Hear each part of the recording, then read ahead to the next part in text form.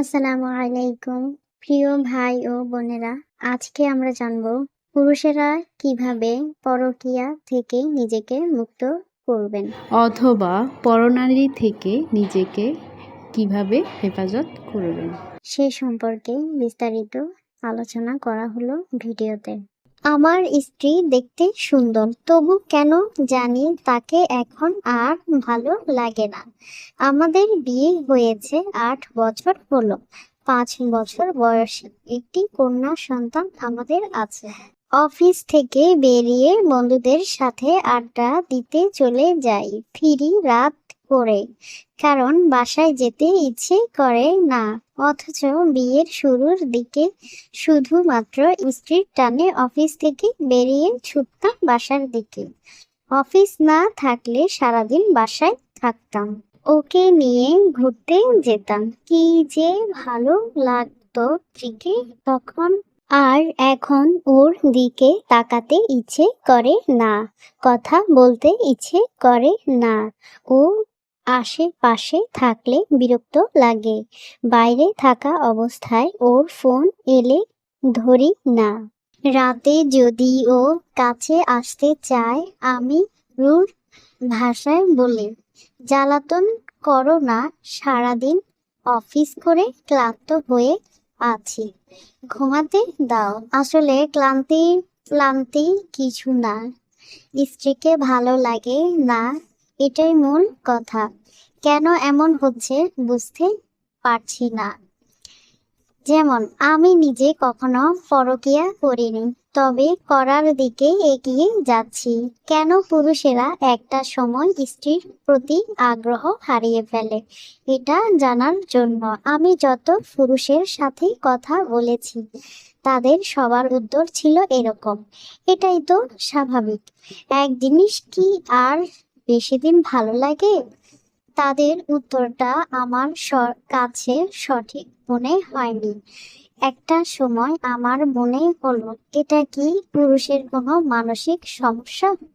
Doctor দেখালে কি ভালো হয়ে যাবে? আমি দ্বিধান্বিত মনে একদিন গোপনে এক মানসিক ডাক্তারের কাছে গেলাম। ডাক্তার আমার সমস্যার কথা শোনার পর বললেন, আপনি কি আল্লাহকে বিশ্বাস করেন? বললাম, জি করি। আল্লাহর একটা নির্দেশের কথা আপনাকে বলবো, যদি মানতে পারেন তাহলে আপনার এই সমস্যা দূর হয়ে যাবে। কোনো ওষুধপত্র লাগবে না, গ্যারান্টি দিচ্ছি। কি সেটা? সূরা আন নূরে আল্লাহ বলেছেন, হে নবী, পুরুষদেরকে বলে দাও তারা যেন নিজেদের দৃষ্টিকে সংযত করে রাখে এবং নিজেদের লজ্জাস্থান সমূহের হেফাজত করে, এটা তাদের জন্য বেশি পবিত্র পদ্ধতি। এরপর ডাক্তার দৃঢ় কণ্ঠে বললেন, আল্লাহর এই নির্দেশ আপনি 1 মাস পালন করুন, তারপর নিজেই পরিবর্তন বুঝতে পারবেন। সন্দেহ নিয়ে বললাম, এটাতেই কাজ হয়ে যাবে? ডাক্তার হেসে বললেন, অবশ্যই হবে, তবে আমাকে কথা দিতে হবে আল্লাহর এই নির্দেশ আপনি নিখুঁতভাবে পালন করবেন, কোনো ফাঁকি দেবেন না। কথা দিলাম নিখুঁতভাবে পালন করব। শেষে ডাক্তার বললেন, 1 মাস পর আমার কাছে আসবেন। আসবো কথা দিয়ে ডাক্তারের চেম্বার থেকে বেরোলাম।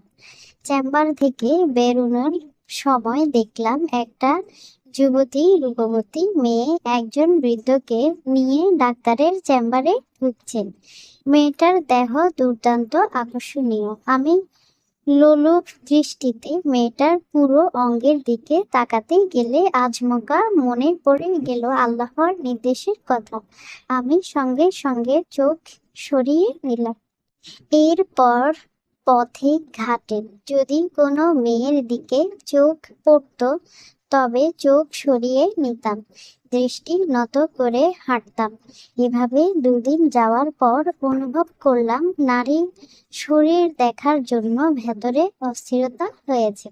অস্থিরতা দূর করার জন্য মোবাইল হাতে নিলাম এবং পর্ন দেখার সিদ্ধান্ত নিলাম। তারপর হস্তমৈথুন করে নিজেকে শীতল করব।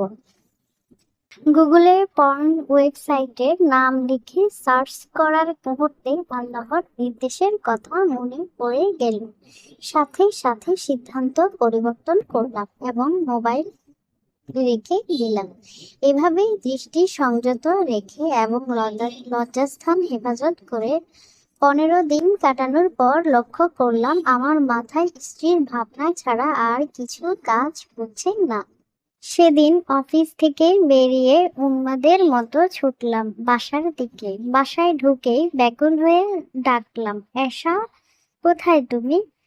স্ত্রী তখন রান্নাঘরে ছিল। আমার চিৎকার শুনে দৌড়ে এলো, কারণ স্ত্রীর নাম ধরে বহুদিন ডাকিনি। ও আশ্চর্য হয়ে বলল, কি হয়েছে তোমার, ডাকছো কেন? সে কথার জবাব না দিয়ে কাঁধ থেকে অফিসের ব্যাগ ছুঁড়ে ফেলে দিয়ে স্ত্রীকে ঝট করে পাজা কোলে তুলে নিলাম।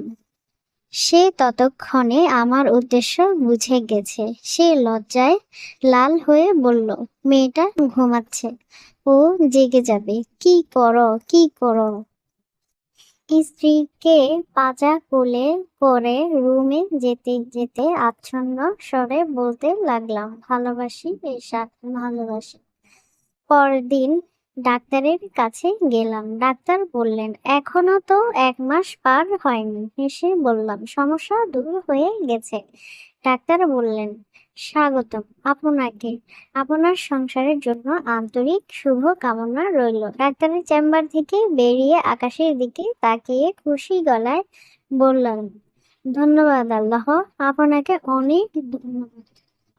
আমার মনে হয় এই সমস্যাটা শুধু আমার না, আমাদের দেশের প্রায় 90% পুরুষেরই হয়, যারা পরনারীর বা অন্য কোনো খারাপ কাজ থেকে দৃষ্টি ফেরাতে পারছে না। তারা এই কাজটি করে দেখতে পারেন।